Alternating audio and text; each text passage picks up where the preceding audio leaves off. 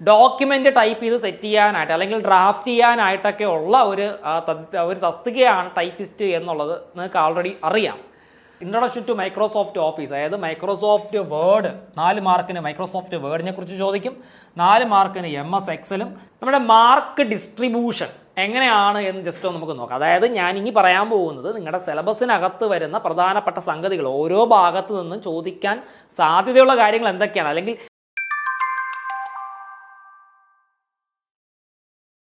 Hi friends, welcome to competitive cracker. ഞാൻ Subhash Nedumangad. August 30 typist exam ആണ്. അതിൻ്റെ ഡേറ്റ് കൺഫേം ആയിട്ടുണ്ട്. അപ്പോൾ ഈ ഓഗസ്റ്റ് 30 നടക്കുന്ന പരീക്ഷയുടെ സിലബസിൽ, അതായത് ടൈപ്പിസ്റ്റ് പരീക്ഷയുടെ സിലബസിൽ കുറച്ച് വ്യത്യാസങ്ങളുണ്ട്.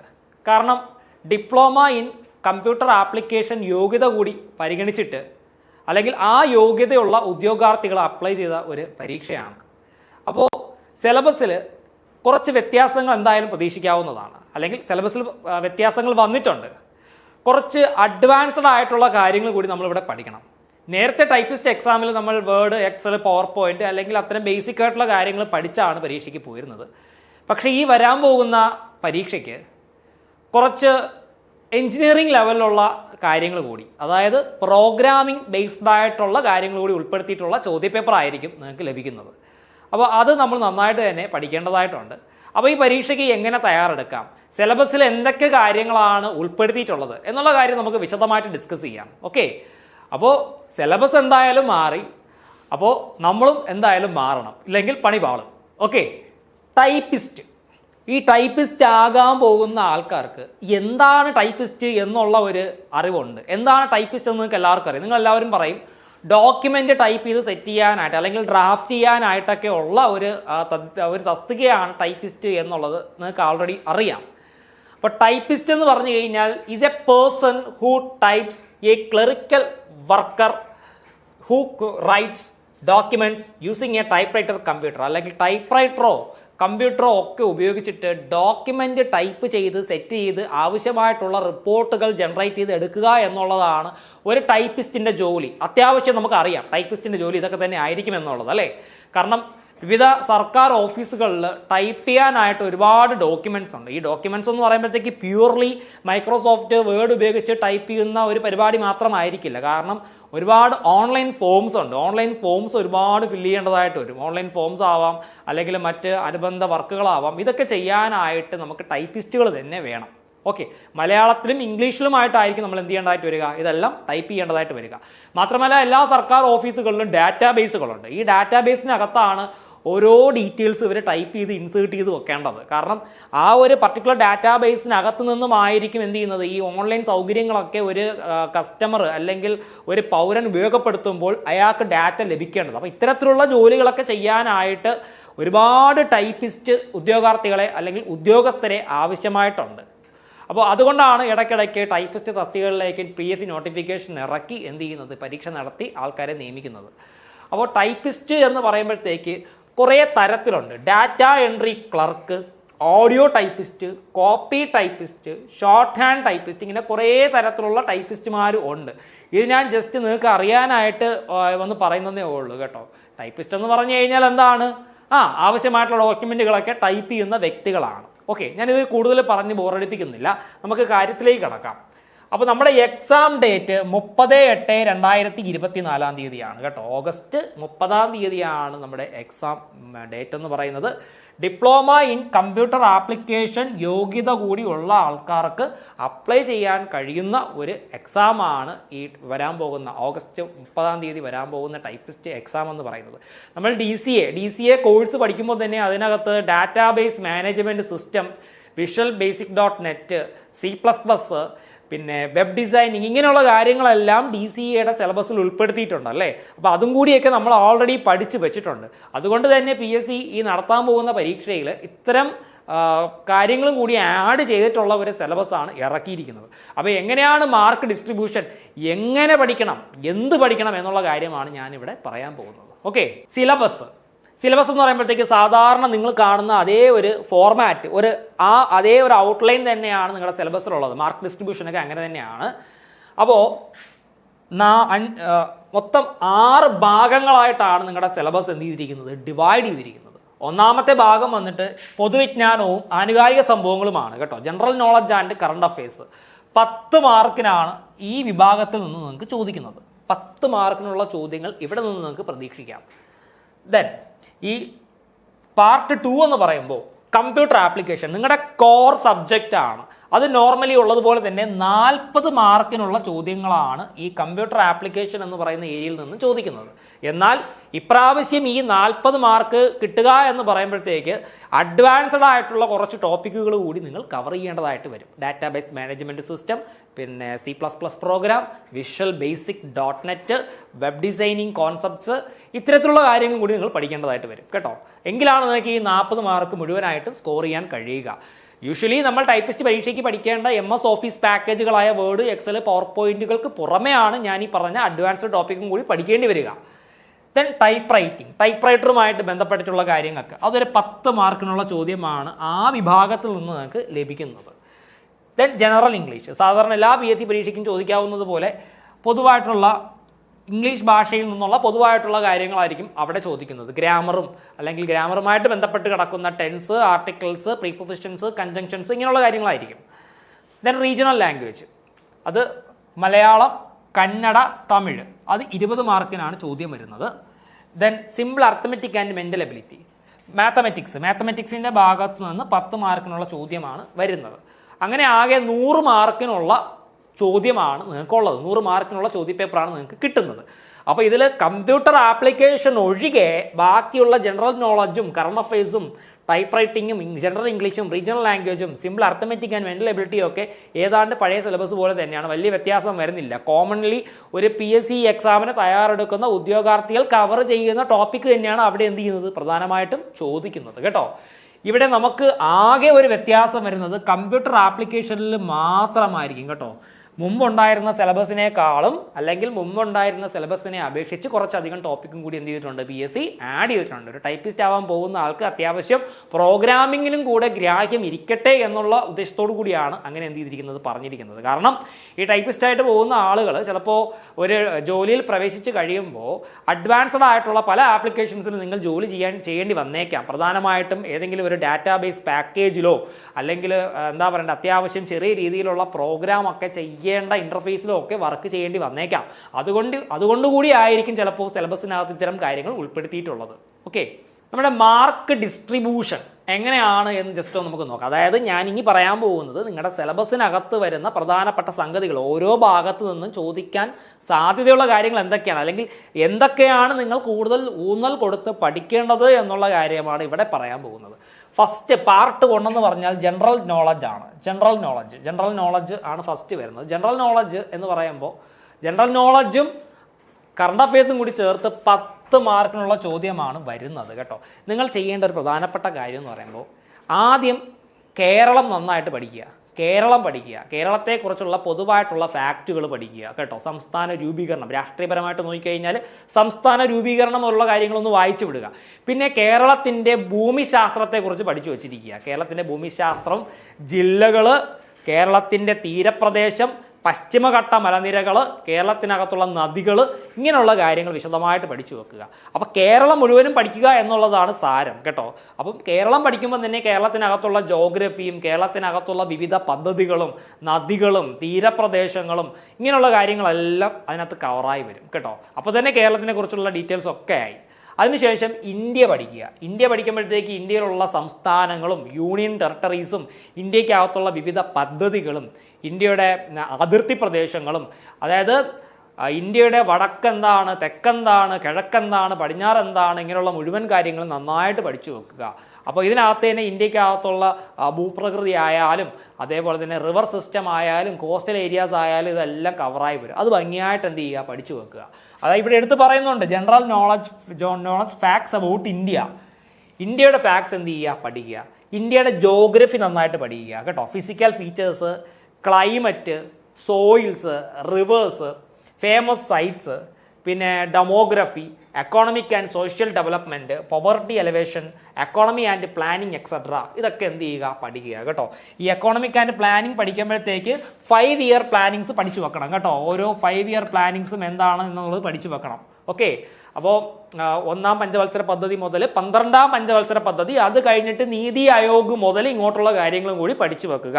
പഠിക്കുമ്പോൾ നീതി ആയോഗിൻ്റെ അധ്യക്ഷൻ ആരാണ് എന്നുള്ളതും വൈസ് ചെയർമാൻ ആരാണെന്നുള്ളതും CEO ആരാണ് എന്നുള്ളതും ഒക്കെ കറണ്ട് അഫയേഴ്സ് നോക്കി എന്ത് ചെയ്യുക, പഠിക്കുക കേട്ടോ.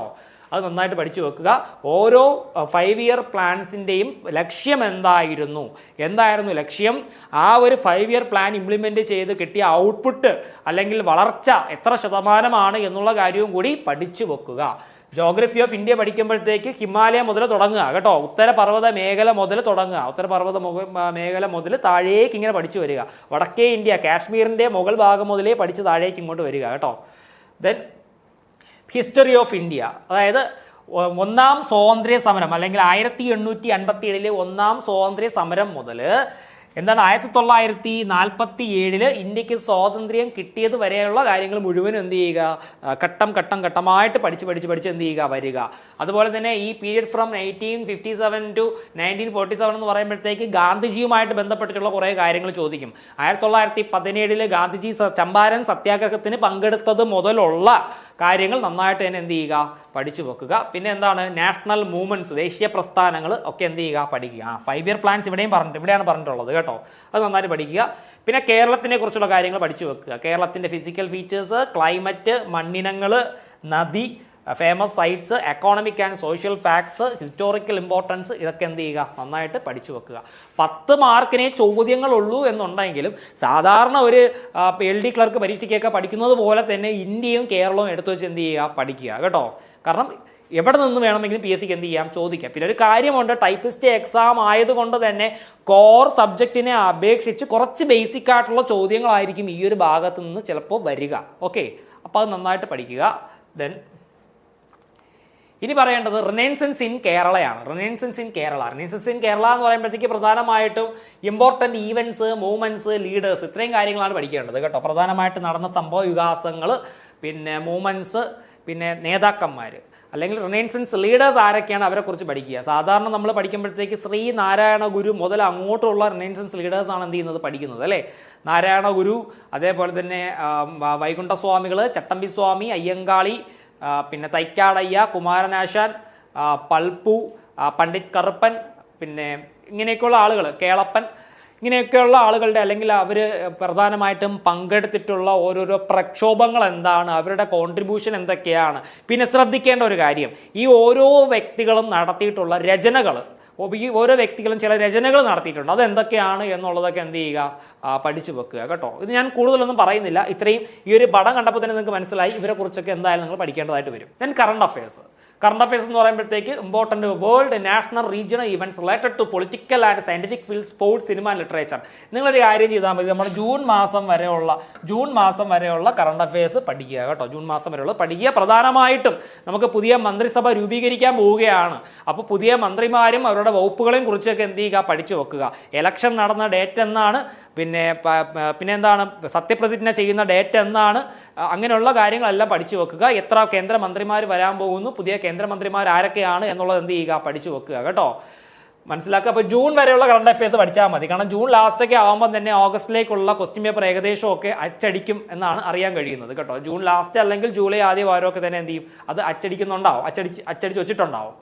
അപ്പോൾ കറണ്ട് അഫയേഴ്സ് എന്ന് പറയുമ്പോഴത്തേക്ക് നമ്മുടെ ലോകത്ത് നടന്ന കാര്യങ്ങൾ, ദേശീയ തലത്തിൽ നടന്ന കാര്യങ്ങൾ, സ്പോർട്സ്, സിനിമ, ലിറ്ററേച്ചർ, ഇതെല്ലാം എന്ത് ചെയ്യുക, പഠിച്ചു വെക്കുക. അവാർഡുകൾ എല്ലാം പഠിച്ചു വെക്കുക. പിന്നെ കേന്ദ്ര സാഹിത്യ അക്കാദമി അവാർഡ്, കേരള സാഹിത്യ അക്കാദമി അവാർഡ്, അല്ലെങ്കിൽ അത്തരത്തിൽ ആ മാതൃകയിലുള്ള അവാർഡുകളും കാര്യങ്ങളൊക്കെ പഠിച്ചു വെക്കുക കേട്ടോ. ദെൻ ചുരുക്കി പറഞ്ഞു കഴിഞ്ഞാൽ പത്രം നന്നായിട്ട് വായിക്കുക എന്നുള്ളതാണ് കറണ്ട് അഫയേഴ്സ് കൊണ്ട് ഉദ്ദേശിക്കുന്നത് കേട്ടോ. പത്രം നന്നായിട്ട് വായിക്കുന്നവർക്ക് നിഷ്പ്രയാസം എല്ലാ ചോദ്യങ്ങൾക്കും ഉത്തരം എഴുതാനായിട്ട് സാധിക്കും. ദെൻ ഇനി നമ്മുടെ കോർ സബ്ജക്റ്റിലേക്ക് വരാം. ഇതാണ് എനിക്ക് കൂടുതൽ ഡിഫൈൻ ചെയ്ത് ഞാൻ പറയാൻ പോകുന്നത്. Part 2 computer application. 40 മാർക്കാണ് ഈ ഒരു ഭാഗത്ത് നിന്ന് നമുക്ക് ലഭിക്കാൻ പോകുന്നത്. 40 മാർക്കാണ് കമ്പ്യൂട്ടർ ആപ്ലിക്കേഷൻ എന്ന് പറയുന്ന ഭാഗത്ത് നിന്ന് മുഴുവനായിട്ട് നമുക്ക് ലഭിക്കാൻ പോകുന്നത് കേട്ടോ. ഈ കമ്പ്യൂട്ടർ ആപ്ലിക്കേഷൻ എന്ന് പറയുന്ന ആ ഒരു പാർട്ടിനെ മൊത്തം 5 മൊഡ്യൂളായിട്ട് എന്ത് ചെയ്തിട്ടുണ്ട്, ഡിവൈഡ് ചെയ്തിട്ടുണ്ട്. 5 മൊഡ്യൂൾ. ഈ 5 മൊഡ്യൂളിൽ നിന്ന് വ്യത്യസ്ത തലത്തിലായിരിക്കും മാർക്ക് ഡിസ്ട്രിബ്യൂഷൻ വരുന്നത് എന്നും മനസ്സിലാക്കുക. അപ്പോൾ കമ്പ്യൂട്ടർ ആപ്ലിക്കേഷനുമായി ബന്ധപ്പെട്ടുള്ള കാര്യങ്ങൾ നമുക്ക് നോക്കാം. Module 1 computer fundamentals and informatics. Computer fundamentals and informatics എന്ന് പറയുമ്പോഴത്തേക്ക് ഇത് പഠിക്കാൻ അധികം ബുദ്ധിമുട്ടുള്ള കാര്യമല്ല. കമ്പ്യൂട്ടറുമായിട്ട് ബന്ധപ്പെട്ട് കിടക്കുന്ന ബേസിക്സ് ആണ് നമ്മൾ ഇവിടെ പഠിക്കേണ്ടത് കേട്ടോ. അതായത് എന്തൊക്കെയാ, കമ്പോണൻസ് ഓഫ് കമ്പ്യൂട്ടർ സിസ്റ്റം ആണ് ഇവിടെ നമ്മൾ പഠിക്കേണ്ടത്. കമ്പ്യൂട്ടറിന് പ്രധാനമായിട്ടും 2 കമ്പോണൻസ് ആണ് ഉള്ളത്. ഏതൊക്കെയാ, ഹാർഡ്വെയർ കമ്പോണൻസും സോഫ്റ്റ്വെയർ കമ്പോണൻസും. ഹാർഡ്വെയർ കമ്പോണൻസും സോഫ്റ്റ്വെയർ കമ്പോണൻസും. ഇവിടെ കമ്പോണൻസ് എന്നും കൺസെപ്റ്റ്സ് എന്നും കൊടുത്തിട്ടുണ്ട്, രണ്ടും സെയിം തന്നെയാണ്. അപ്പോൾ ഈ കമ്പ്യൂട്ടർ ഫണ്ടമെന്റൽസിൽ നിങ്ങൾ 2 കാര്യങ്ങൾ പ്രധാനമായിട്ടും പഠിക്കേണ്ടതായിട്ടുണ്ട്. ഹാർഡ്വെയർ കമ്പോണൻസ് അല്ലെങ്കിൽ കമ്പ്യൂട്ടറിൻ്റെ ഹാർഡ്വെയർ എന്താണ്, സോഫ്റ്റ്വെയർ എന്താണ്. ഹാർഡ്വെയർ കമ്പോണൻസ് എന്ന് പറയുന്ന ഭാഗത്ത് നിന്നും 6 മാർക്കിനുള്ള ചോദ്യങ്ങളാണ് വരുന്നത്. സോഫ്റ്റ്വെയർ കോൺസെപ്റ്റ്സിനകത്ത് നിന്നും 4 മാർക്കിനുള്ള ചോദ്യമാണ് വരുന്നത് കേട്ടോ. അപ്പോൾ ഇത് വ്യക്തമായിട്ട് തന്നെ പഠിച്ചു വെക്കുക, ഒരു കാരണവശാലും ഇഗ്നോർ ചെയ്യരുത്, എളുപ്പമാണ് പഠിച്ചെടുക്കാനായിട്ട് കേട്ടോ. നോക്കിയേ, ഹാർഡ്വെയർ കമ്പോണൻസ്. ഹാർഡ്വെയർ കമ്പോണൻസിനകത്ത് നിന്ന് പ്രധാനമായിട്ടും നിങ്ങൾക്ക് പഠിക്കേണ്ടത് ഹാർഡ്വെയറിൻ്റെ ഡെഫിനിഷൻ എന്താണെന്ന് പഠിക്കുക. അതുപോലെ തന്നെ കമ്പ്യൂട്ടറിൻ്റെ പ്രധാനപ്പെട്ട കമ്പോണൻസ് ഏതൊക്കെയാ, control unit, ALU arithmetic logic unit, input output devices, laptop, notebook, PDA എന്ന് പറഞ്ഞു കഴിഞ്ഞാൽ portable digital assistant, special purpose computers, super computers, അവരുടെ ക്യാരക്ടറിസ്റ്റിക്സ്, ഇത്തരത്തിലുള്ള കാര്യങ്ങളൊക്കെ നന്നായിട്ട് തന്നെ പഠിച്ചു വെക്കുക കേട്ടോ. പ്രധാനമായിട്ടും നിങ്ങൾ ഇൻപുട്ട് ഔട്ട്പുട്ട് ഡിവൈസ് എന്താണെന്ന് അറിഞ്ഞിരിക്കണം, കമ്പ്യൂട്ടറിൻ്റെ അർത്തമെറ്റിക് ലോജിക് യൂണിറ്റ് എന്താണെന്ന് അറിഞ്ഞിരിക്കണം, കൺട്രോൾ യൂണിറ്റ് എന്താണെന്ന് അറിഞ്ഞിരിക്കണം. പിന്നെ മെമ്മറി, കമ്പ്യൂട്ടറിൻ്റെ മെമ്മറിയെ പ്രധാനമായിട്ട് 2ആയിട്ട് ഡിവൈഡ് ചെയ്തിട്ടുണ്ട്. പ്രൈമറി മെമ്മറി എന്നും സെക്കൻഡറി മെമ്മറി എന്നും. റോം എന്ന് പറഞ്ഞു കഴിഞ്ഞാൽ പ്രൈമറി മെമ്മറിയാണ്. അതുപോലെ തന്നെ CD, DVD, hard disk, pen drive ഇതെല്ലാം സെക്കൻഡറി മെമ്മറിയാണ് എന്നുള്ള കാര്യങ്ങളൊക്കെ ഐഡൻറ്റിഫൈ ചെയ്ത് എഴുതാൻ സാധിക്കണം. പിന്നെ ഡെസ്ക്ടോപ്പ് എന്താണ്, ലാപ്ടോപ്പ് എന്താണ്, നോട്ട്ബുക്ക് എന്താണ്, ഇങ്ങനെയുള്ള കാര്യങ്ങളൊക്കെ ഒന്ന് എന്ത് ചെയ്യുക, പഠിച്ചു വെക്കുക കേട്ടോ. നോട്ട്ബുക്ക് എന്ന് പറഞ്ഞു കഴിഞ്ഞാൽ ലാപ്ടോപ്പ് പോലെ തന്നെയാണ് കാണാൻ നമുക്ക് കഴിയുക. ലാപ്ടോപ്പിനേക്കാളും കുറച്ച് ചെറിയ സൈസിലുള്ള ഒരു കമ്പ്യൂട്ടറിനെയാണ് നമ്മൾ എന്തെന്ന് പറയുന്നത്, നോട്ട്ബുക്ക് എന്ന് പറയുന്നത്. നമുക്ക് ക്യാരി ചെയ്യാനൊക്കെ എളുപ്പമായിരിക്കും കേട്ടോ. Then super computers. പിന്നെ സൂപ്പർ കമ്പ്യൂട്ടേഴ്സ്, അതായത് ഇന്ത്യ വികസിപ്പിച്ച സൂപ്പർ കമ്പ്യൂട്ടേഴ്സാണ് പരാം 1000. പിന്നെ അമേരിക്കയുടെ സൂപ്പർ കമ്പ്യൂട്ടറാണ് ക്രേ സീരീസിലുള്ള കമ്പ്യൂട്ടേഴ്സ് എന്നൊക്കെ എന്ത് ചെയ്യുക, മനസ്സിലാക്കി വെക്കുക കേട്ടോ. ദെൻ മെമ്മറിയുടെ കമ്പാരിഷൻ, പ്രൈമറി മെമ്മറിയും സെക്കൻഡറി മെമ്മറിയും തമ്മിലുള്ള വ്യത്യാസം എന്താണ്, റാമും റോമും എന്താണ്. Random access memory, Rome read only memory. Ram എന്ന് പറഞ്ഞാൽ ഒരു ടെമ്പററി മെമ്മറിയാണ്, റീഡ് ഓൺലി മെമ്മറി എന്ന് പറഞ്ഞു കഴിഞ്ഞാൽ ഒരു പെർമനന്റ് മെമ്മറിയാണ്. ഇത്തരത്തിലുള്ള കാര്യങ്ങളൊക്കെ മനസ്സിലാക്കി പഠിക്കുക. അതേപോലെ തന്നെ various magnetic and optical storage ഡിവൈസസും എക്സാമ്പിൾസും. പിന്നെ ഇൻപുട്ട് ഡിവൈസുകളായ keyboard, mouse, track ball, joystick, scanners, digital camera, OCR, OMR, MICR, light pen, barcode reader, QR coder, voice recognition and touch screen. ഇത്തരം ഡിവൈസസ് എന്താണ് അതിൻ്റെ പർപ്പസ് എന്ന് മാത്രം നിങ്ങൾ പഠിച്ചാൽ മതി കേട്ടോ. പിന്നെ ഈ OCRൻ്റെയും OMRൻ്റെയും MICRൻ്റെയും ഒക്കെ ഫുൾ ഫോം പഠിച്ചു വെക്കണം കേട്ടോ. OCRൻ്റെ ഫുൾ ഫോം എന്താണ്, ഓപ്റ്റിക്കൽ ക്യാരക്ടർ റെക്കഗ്നിഷൻ. OMRൻ്റെ ഫുൾ ഫോം എന്താണ്, ഓപ്റ്റിക്കൽ മാർക്ക് റീഡർ. MICRൻ്റെ ഫുൾ ഫോം എന്താണ്, മാഗ്നറ്റിക് ഇങ്ക് ക്യാരക്ടർ റീഡർ. അതായത് ബാങ്കിങ് ഇൻഡസ്ട്രിയിൽ യൂസ് ചെയ്യുന്ന ഒരു ഉപകരണമാണെന്ന് പറയുന്നത് MICR എന്ന് പറയുന്നത്. ചെക്ക് ഉണ്ടല്ലോ, ചെക്കിനകത്ത് എഴുതിയിരിക്കുന്ന ക്യാരക്ടേഴ്സ് വായിക്കാനാണ് MICR യൂസ് ചെയ്യുന്നത് കേട്ടോ. അതുപോലെ ഔട്ട്പുട്ട് ഡിവൈസുകളായ മോണിറ്റേഴ്സ്, പ്രിന്റർ, പ്ലോട്ടർ, പിന്നെ സൗണ്ട് കാർഡ്, സ്പീക്കർ, ഇവയെല്ലാം എന്താണ് എന്ന് പഠിച്ചു വെക്കണം. ചുരുക്കി പറഞ്ഞാൽ ഇൻപുട്ട് ഡിവൈസസും ഔട്ട്പുട്ട് ഡിവൈസസും മുഴുവനായിട്ട് എന്ത് ചെയ്യണം, പഠിച്ചു വെക്കണം. കുറേ ഡിവൈസസുകൾ തന്നു കഴിഞ്ഞാൽ അത് ഇൻപുട്ട് ഡിവൈസ് ആണോ ഔട്ട്പുട്ട് ഡിവൈസ് ആണോ എന്ന് ഐഡന്റിഫൈ ചെയ്ത് എഴുതാൻ നിങ്ങൾ അറിഞ്ഞിരിക്കണം. പിന്നീട് വരുന്നത് എന്താണ്, സോഫ്റ്റ്വെയർ കോൺസെപ്റ്റ്സ് ആണ്. അതായത് ടൈപ്സ് ഓഫ് സോഫ്റ്റ്വെയർ. സിസ്റ്റം സോഫ്റ്റ്വെയറും ഉണ്ട്, ആപ്ലിക്കേഷൻ സോഫ്റ്റ്വെയറും ഉണ്ട്. പിന്നെ ഒരു ഓപ്പറേറ്റിംഗ് സിസ്റ്റം എന്താണ്, ഓപ്പറേറ്റിംഗ് സിസ്റ്റത്തിൻ്റെ ഫങ്ഷൻസ്, ദെൻ ആപ്ലിക്കേഷൻ സോഫ്റ്റ്വെയറിൻ്റെ എന്താണ് ഉദാഹരണങ്ങൾ ഏതൊക്കെയാണ്, പിന്നെ നമ്പർ സിസ്റ്റംസ്, അത് കുറച്ച് മാത്തമെറ്റിക്സ് ഉണ്ട് കേട്ടോ. നമ്പർ സിസ്റ്റംസ് പഠിക്കുമ്പോൾ കുറച്ച് മാത്സും കൂടി പഠിക്കണം. Decimal number system, octal number system, hexadecimal number system, binary number system, അതിൻ്റെ റെപ്രസെൻറ്റേഷൻ എങ്ങനെയാണ്, ഇങ്ങനെയുള്ള കാര്യങ്ങളൊക്കെയാണ്. പക്ഷേ ഇവിടെ കോൺസെപ്റ്റ് മാത്രം പഠിച്ചാൽ മതി എന്നാണ് പറയുന്നത്. അതുകൊണ്ട് കണക്ക് ചെയ്യാൻ പഠിച്ചില്ലെങ്കിലും കുഴപ്പമൊന്നും വരുന്നില്ല. അതിൻ്റെ കോൺസെപ്റ്റ് നിങ്ങൾ അറിഞ്ഞിരുന്നാൽ മതി. സാധാരണ നമ്മൾ യൂസ് ചെയ്യുന്ന നമ്പർ സിസ്റ്റം എന്ന് പറഞ്ഞു കഴിഞ്ഞാൽ ഡെസിമൽ നമ്പർ സിസ്റ്റമാണ് കേട്ടോ. ബേസ് 10 വരുന്ന നമ്പർ സിസ്റ്റമാണ് ഡെസിമൽ നമ്പർ സിസ്റ്റം എന്ന് പറയുന്നത്. ബേസ് 10 വരുന്ന നമ്പർ സിസ്റ്റം. ബേസ് 2 വരുന്ന നമ്പർ സിസ്റ്റമാണ് binary number system. Binary number എന്ന് പറയുമ്പോഴത്തേക്കും 1 1 0 0 1 1 ഇങ്ങനെയായിരിക്കും നമുക്ക് കാണാൻ സാധിക്കുക കേട്ടോ. ദെൻ കമ്പ്യൂട്ടറിന്റെ കോഡിംഗ് സിസ്റ്റംസ്, അതായത് EBCDIC, ASCII, പിന്നെ യൂണിക്കോഡ് ഡെഫിനിഷൻസ്, ഇതിൻ്റെയൊക്കെ ജസ്റ്റ് ഡെഫിനിഷൻ മാത്രം പഠിച്ചാൽ മതി. ആ ടേം എന്താണെന്ന് മാത്രം പഠിച്ചാൽ മതിയാവും. ഓക്കെ. ദെൻ രണ്ടാമത്തെ മൊഡ്യൂൾ ഓഫീസ് ഓട്ടോമേഷൻ, അതായത് ഇൻട്രൊഡക്ഷൻ ടു മൈക്രോസോഫ്റ്റ് ഓഫീസ്, അതായത് മൈക്രോസോഫ്റ്റ് വേർഡ്. 4 മാർക്കിന് മൈക്രോസോഫ്റ്റ് വേർഡിനെ കുറിച്ച് ചോദിക്കും, 4 മാർക്കിന് MS എക്സലും, 2 മാർക്കിന് പവർ പോയിന്റിൽ നിന്നുള്ള ചോദ്യങ്ങളും പ്രതീക്ഷിക്കാം കേട്ടോ. ഇത് MS വേർഡുമായിട്ട് ബന്ധപ്പെട്ട് കിടക്കുന്ന കാര്യങ്ങളും MS എക്സലുമായിട്ട് ബന്ധപ്പെട്ട് കിടക്കുന്ന കാര്യങ്ങളും കൂടി ചേർത്ത് 8 മാർക്കിനുള്ള ചോദ്യമാണ് വരുന്നത്.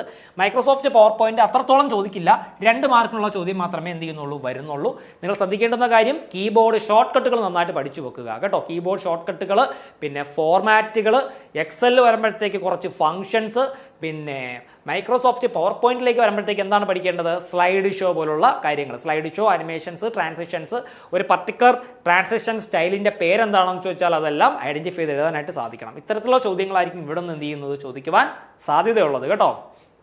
അപ്പോൾ മൈക്രോസോഫ്റ്റ് വേർഡ് 4 മാർക്കിനും എക്സലും 4 മാർക്കിനായിരിക്കും എന്ത് ചെയ്യുന്നത്, ചോദിക്കുന്നത് കേട്ടോ. ഇതെല്ലാം ബേസിക് ആയിട്ടുള്ള കാര്യങ്ങളാണ് വരുന്നത്. ഓക്കെ.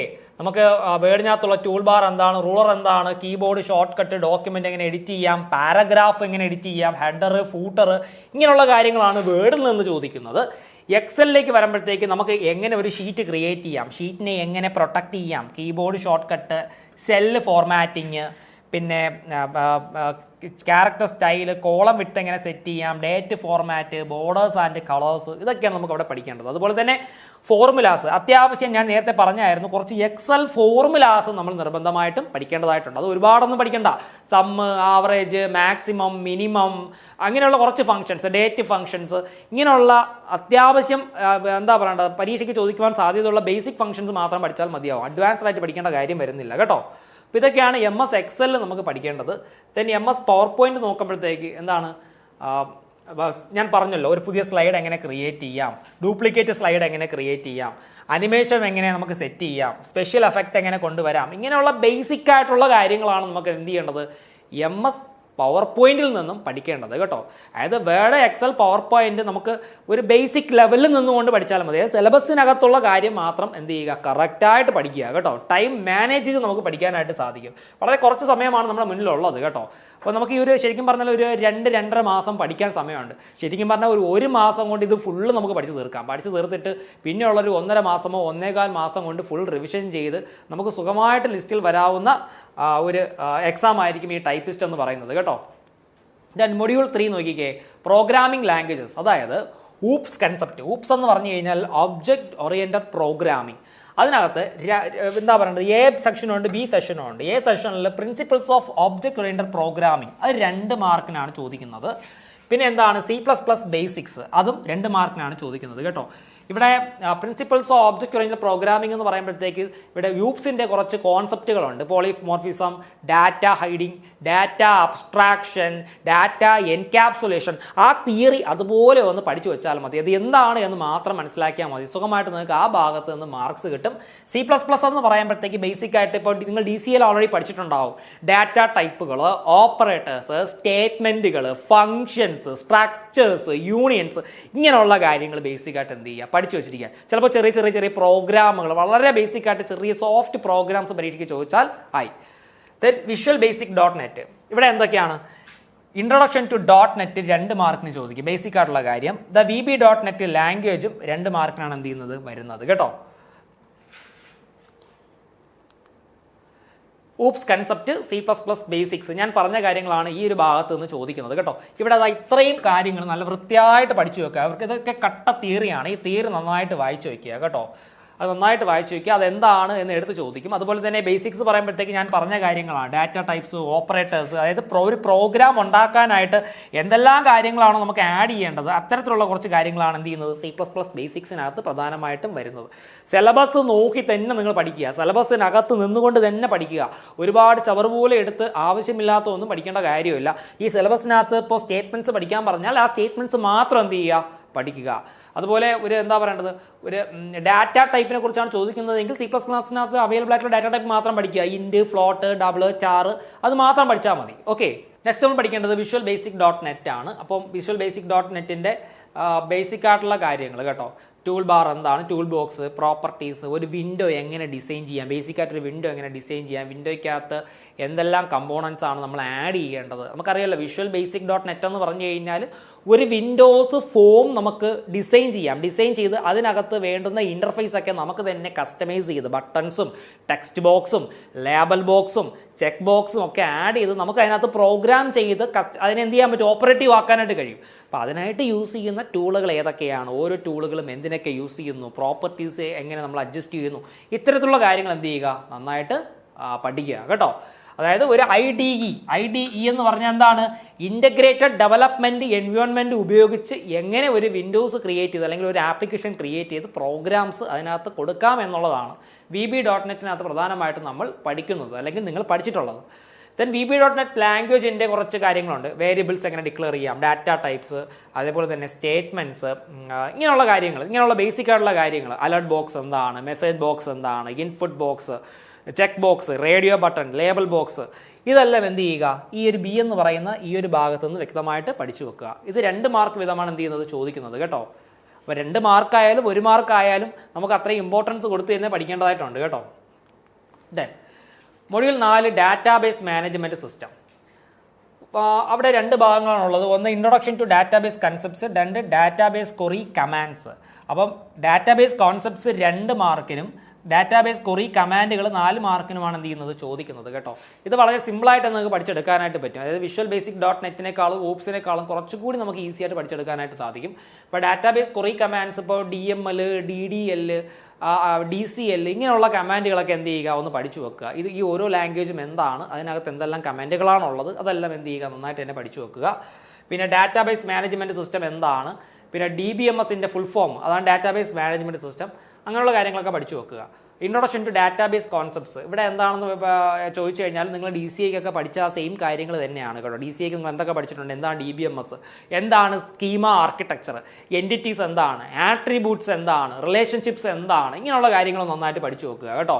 പിന്നെ keys, primary key, foreign key, then entity, referential integrity, record എന്താണ്, കൊറി എന്താണ്, ഫോം എന്താണ്, റിപ്പോർട്ട് എന്താണ്, ഇങ്ങനെയുള്ള കാര്യങ്ങൾ നന്നായിട്ട് പഠിക്കുക. ദെൻ കൊറി കമാൻഡ് എന്ന് പറഞ്ഞു കഴിഞ്ഞാൽ എന്താണ്, SQL കമാൻഡ്സ് തന്നെയാണ് നമ്മളവിടെ പഠിക്കുന്നത്. DDL data definition language, DML data manipulation language, DCL data control language. ഈ ഓരോ ലാംഗ്വേജിനകത്തും വരുന്ന 3-4 ഒക്കെ കമാൻഡുകൾ, അതായത് ഓൾട്ടർ, അപ്ഡേറ്റ്, ഡിലീറ്റ്, ഇങ്ങനെ കുറേ കമാൻഡുകളുണ്ടല്ലോ. ഈ കമാൻഡുകളുടെ ഉപയോഗം എന്താണ്, ഇങ്ങനെയുള്ള കാര്യങ്ങളൊക്കെ നന്നായിട്ട് പഠിച്ചു വെക്കുക കേട്ടോ. ഒരു ടേബിളിൽ എങ്ങനെ നമുക്ക് റോസ് ക്രിയേറ്റ് ചെയ്യാം, കോളംസ് ക്രിയേറ്റ് ചെയ്യാം, ഡാറ്റ എങ്ങനെ ഇൻസേർട്ട് ചെയ്യാം, ഇങ്ങനെയുള്ള ബേസിക് ആയിട്ടുള്ള ഫാക്റ്റുകളോട് പഠിച്ചു വെക്കുക. അപ്പോൾ ഈ സിലബസ് വായിച്ച് തന്നെ എന്ത് ചെയ്യുക, നന്നായിട്ട് പഠിക്കുക കേട്ടോ. അപ്പം ഈ ഡാറ്റാബേസ് കോൺസെപ്റ്റ്സ് 2 മാർക്കിനും ഈ കൊറി കമാൻഡുകൾ 4 മാർക്കിനുമാണ് എന്ത് ചെയ്യുന്നത്, പരീക്ഷയ്ക്ക് ചോദിക്കുന്നത് കേട്ടോ. ദെൻ ഇനി മൊഡ്യൂൾ 5 വെബ് ഡിസൈനിങ് ആണ്. അതായത് വേൾഡ് വൈഡ് വെബിനെ കുറിച്ചുള്ള ബേസിക് ആയിട്ടുള്ള കാര്യങ്ങൾ. Then hyper text markup language പ്രോഗ്രാമിങ്ങിൻ്റെ ബേസിക് ടാഗുകൾ, ജാവാ സ്ക്രിപ്റ്റിൻ്റെ ബേസിക് ആയിട്ടുള്ള കുറച്ച് കാര്യങ്ങളാണ് എന്ത് ചെയ്യുന്നത്, ചോദിക്കുന്നത്. ഓരോന്നും 2 മാർക്ക് വീതമാണ്. മൊത്തം 6 മാർക്കിനാണ് ഈ ഒരു ഭാഗത്ത് നിന്ന് എന്ത് ചെയ്യുന്നത്, പരീക്ഷയ്ക്ക് ചോദിക്കുവാൻ സാധ്യതയുള്ളത് കേട്ടോ. ഇതൊക്കെ വളരെ കുറച്ചുകൂടി സിമ്പിളാണ്. വേൾഡ് വൈഡ് വെബിൻ്റെ ഹിസ്റ്ററി, വർക്കിംഗ്, വെബ് ബ്രൗസേഴ്സ് നന്നായിട്ട് പഠിച്ചു വെക്കുക കേട്ടോ. സെർച്ച് എഞ്ചിന്, വെബ് ബ്രൗസേഴ്സ് നന്നായിട്ട് പഠിച്ചു വെക്കുക. പിന്നെ പ്രോട്ടോകോളുകൾ, HTTP, പിന്നെ uniform resource locator, HTML editors, image editors, ഇതെല്ലാം നന്നായിട്ട് പഠിച്ചു വെക്കുക. ദെൻ HTML എന്ന് പറയുമ്പോഴത്തേക്ക് ഒരു HTML പ്രോഗ്രാം എങ്ങനെ ചെയ്യാം, ബേസിക് ടാഗുകൾ എന്തൊക്കെയാണ്, ഓപ്പണിംഗ് ടാഗ് ഏതൊക്കെയാണ്, ക്ലോസിംഗ് ടാഗ് എന്താണ്, ടെക്സ്റ്റ് ഫോർമാറ്റിംഗ് ടാഗ് എന്താണ്, അങ്ങനെയുള്ള കുറേ കാര്യങ്ങൾ പഠിച്ചു വയ്ക്കുക. ഫോംസ്, ഫ്രെയിംസ്, ഇതെല്ലാം നന്നായിട്ട് തന്നെ പഠിക്കുക. ദെൻ ജാവാസ്ക്രിപ്റ്റിലേക്ക് വരുമ്പോഴത്തേക്ക് അറേസ് എന്താണ്, വേരിയബിൾസ്, ഈവൻസ്, പിന്നെ അലേർട്ട് ബോക്സ്, പ്രോംപ്റ്റ് ബോക്സ്, ഇങ്ങനെയുള്ള മെസ്സേജ് ബോക്സുകളെ കുറിച്ചുള്ള കാര്യങ്ങൾ നന്നായിട്ട് പഠിച്ചു വെക്കുക കേട്ടോ. പാർട്ട് 3 എന്ന് പറയുമ്പോഴത്തേക്ക് 10 മാർക്കിനുള്ള ചോദ്യമാണ്. അതായത് ടൈപ്പ് റൈറ്റിങ്ങുമായിട്ട് ബന്ധപ്പെട്ട് കിടക്കുന്ന കാര്യങ്ങളാണ്. ടൈപ്പ് റൈറ്റർ എന്ന് പറയുന്ന ആ ഒരു എക്യുപ്മെൻറ്റുമായിട്ട് ബന്ധപ്പെട്ട് കിടക്കുന്ന കാര്യങ്ങളും അതൊക്കെ അതിൻ്റെ ബേസിക്സ് മുതൽ തന്നെ നന്നായിട്ട് പഠിക്കുക. പാർട്ട് 4 ജനറൽ ഇംഗ്ലീഷ് ആണ് കേട്ടോ. ജനറൽ ഇംഗ്ലീഷ് എന്ന് പറയുമ്പോഴത്തേക്ക് അവിടെ മൊത്തം 9 മൊഡ്യൂളായിട്ടാണ് പറഞ്ഞിട്ടുള്ളത്. Comprehension, passage, editing, English usage in day to day affairs, idioms and phrases, word order and sentence order, basic grammar, voice, reported speech, spell check. ഇത്രയും കാര്യങ്ങൾ നിങ്ങൾ ഇംഗ്ലീഷ് ബേസിക് ഇംഗ്ലീഷിൽ നിന്ന് തന്നെ പഠിക്കണം. സാധാരണ LDC ഒക്കെ സിലബസ് പോലെ തന്നെയാണ്. പിന്നെ വരുന്നത് ജനറൽ റീജിയണൽ ലാംഗ്വേജ് ആണ്. അത് മലയാളം, കന്നഡ, തമിഴ് ഓപ്ഷണലാണ്. ഇപ്പോൾ കർണാടക ബോർഡറിലുള്ളവർക്കൊക്കെ കന്നഡയും തമിഴ്നാട് ബോർഡറിലുള്ളവർക്കൊക്കെ തമിഴും ചൂസ് ചെയ്യാവുന്നതാണ്. അപ്പോൾ റീജിയണൽ ലാംഗ്വേജസിൽ നിന്നും അത്യാവശ്യം നമ്മുടെ LDC ലെവലിലൊക്കെ ഉള്ള ചോദ്യങ്ങൾ ഇവിടെയും പ്രതീക്ഷിക്കാവുന്നതാണ് കേട്ടോ. അപ്പോൾ ഇത്രയും കാര്യങ്ങൾ ഞാൻ ഈ സിലബസിൽ പറഞ്ഞ കാര്യങ്ങൾ ഞാൻ ഓടിച്ചാണ് പറഞ്ഞത് കേട്ടോ, ഓടിച്ച് പറഞ്ഞു. ഇത്രയും കാര്യങ്ങൾ ഭംഗിയായിട്ട് ഒന്ന് പ്ലാൻ ചെയ്ത് പഠിച്ചു കഴിഞ്ഞാൽ നിങ്ങൾക്ക് സുഖകരമായിട്ട് തന്നെ ലിസ്റ്റിലേക്ക് വരാവുന്നതാണ് കേട്ടോ. മെയിൻ ലിസ്റ്റിൽ വന്ന് നിങ്ങൾക്ക് ജോലി പോലും സ്വന്തമാക്കാൻ സാധിക്കും. അപ്പോൾ അത് നന്നായിട്ട് എല്ലാവരും പഠിക്കുക, പ്ലാൻ ചെയ്ത് തന്നെ പഠിക്കുക കേട്ടോ. ഒരു ദിവസം ഇത്രയും ടോപ്പിക്സ് പഠിക്കും എന്ന് എന്ത് ചെയ്യുക, തലേദിവസം തന്നെ പ്ലാൻ ചെയ്യുക. രാവിലെ മുതൽ നിങ്ങൾക്ക് കിട്ടുന്ന ടൈമിൽ പഠിക്കുക. ഇപ്പോൾ ജോലിക്കൊക്കെ പോകുന്ന ആൾക്കാരാണ് എന്നുണ്ടെങ്കിൽ ഒഴിവ് സമയം ഉണ്ടെങ്കിൽ അത്യാവശ്യം വേറെ മെറ്റീരിയലിൻ്റെ ആവശ്യമൊന്നുമില്ല, നിങ്ങളുടെ മൊബൈൽ ഫോൺ ഉപയോഗിച്ചും ആപ്പൊക്കെ ഉപയോഗിച്ച് പഠിക്കാവുന്നതാണ് കേട്ടോ.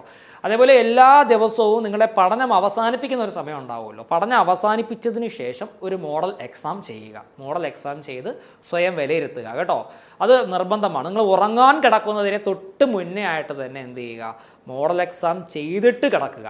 അതുപോലെ തന്നെ മറന്നു പോകുമെന്ന് തോന്നുന്ന കാര്യങ്ങൾ നിങ്ങൾ ഉറങ്ങാനായിട്ട് കണ്ണടച്ച് കിടക്കുന്ന ആ ഒരു സമയം ജസ്റ്റ് ഒന്ന് മനസ്സിൽ പറഞ്ഞു നോക്കുക. അപ്പോൾ ആ ഒരു ടൈം നമ്മൾ ഓരോന്നും ഓർത്ത് വെച്ച് കിടക്കുകയാണ് എന്നുണ്ടെങ്കിൽ അതൊരിക്കലും മറക്കില്ല. ഓക്കെ, ദെൻ നമ്മുടെ ടൈപ്പിസ്റ്റിന് ഒരു free online mock exam competitive ക്രാക്കറിൻ്റെ നേതൃത്വത്തിൽ നടക്കുന്നുണ്ട്.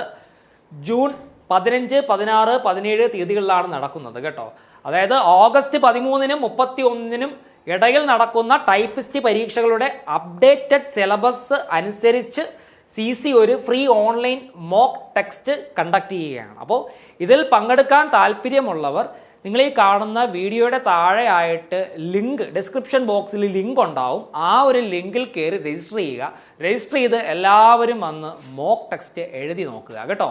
അപ്പോൾ ഈ ഓരോ ടെസ്റ്റും എഴുതുമ്പോൾ, ഇപ്പോൾ ഈ ഒരു മോക്ക് ടെസ്റ്റ് എഴുതുമ്പോൾ നിങ്ങൾക്ക് സ്വയം വിലയിരുത്താം നിങ്ങൾ എന്തുമാത്രം അപ്ഡേറ്റഡ് ആണ്, ഇനി എത്രമാത്രം മുന്നോട്ട് നിങ്ങൾ പഠിക്കേണ്ടതായിട്ട് ഉണ്ട് എന്നുള്ള കാര്യം നിങ്ങൾക്ക് അവിടെ മനസ്സിലാക്കാവുന്നതാണ്. അപ്പോൾ നമ്മുടെ ഡേറ്റ് നിങ്ങൾ മറക്കണ്ട. ജൂൺ 15, 16, 17 തീയതികളിലാണ് ഈ മോക്ക് ടെസ്റ്റ് പ്ലാൻ ചെയ്തിരിക്കുന്നത് കേട്ടോ. അപ്പോൾ നമ്മുടെ ഡിസ്ക്രിപ്ഷൻ ബോക്സിൽ ഇത് രജിസ്റ്റർ ചെയ്യേണ്ട ലിങ്ക് ഉണ്ടാവും. ആ ലിങ്കിൽ ക്ലിക്ക് ചെയ്ത് നിങ്ങൾ മോക്ക് ടെസ്റ്റിൽ എല്ലാവരും പങ്കെടുക്കുക. ദെൻ നമ്മുടെ കോമ്പറ്റീറ്റീവ് ക്രാക്കറിൽ 60 ദിവസത്തെ ക്രാഷ് കോഴ്സ്, ടൈപ്പിസ്റ്റ് പരീക്ഷയ്ക്ക് വേണ്ടിയിട്ടുള്ള ക്രാഷ് കോഴ്സ് ആരംഭിച്ചിട്ടുണ്ട്. മറ്റൊരു സന്തോഷ വാർത്ത കൂടി പറയട്ടെ. ഈ ഫോട്ടോസിൽ കാണുന്ന ഉദ്യോഗാർത്ഥികളെല്ലാം CCയിൽ നിന്നും മികച്ച രീതിയിൽ പഠിച്ച് ടൈപ്പിസ്റ്റ് റാങ്ക് ലിസ്റ്റിൽ ഉൾപ്പെട്ട ആൾക്കാരാണ് കേട്ടോ. 4ാം റാങ്ക്, 8ാം റാങ്ക്, 37ാം റാങ്ക്, 38ാം റാങ്ക്, അങ്ങനെ വിവിധ റാങ്കുകളിലുള്ള ആൾക്കാർ നിങ്ങൾക്ക് ഇവിടെ കാണാൻ പറ്റിയതല്ല. CCയുടെ അഭിമാനമായ ഞങ്ങളുടെ സ്റ്റുഡൻസ് ആണ് കേട്ടോ. റാങ്കുകളുടെ പെരുമഴയുമായി വീണ്ടും CC കേട്ടോ.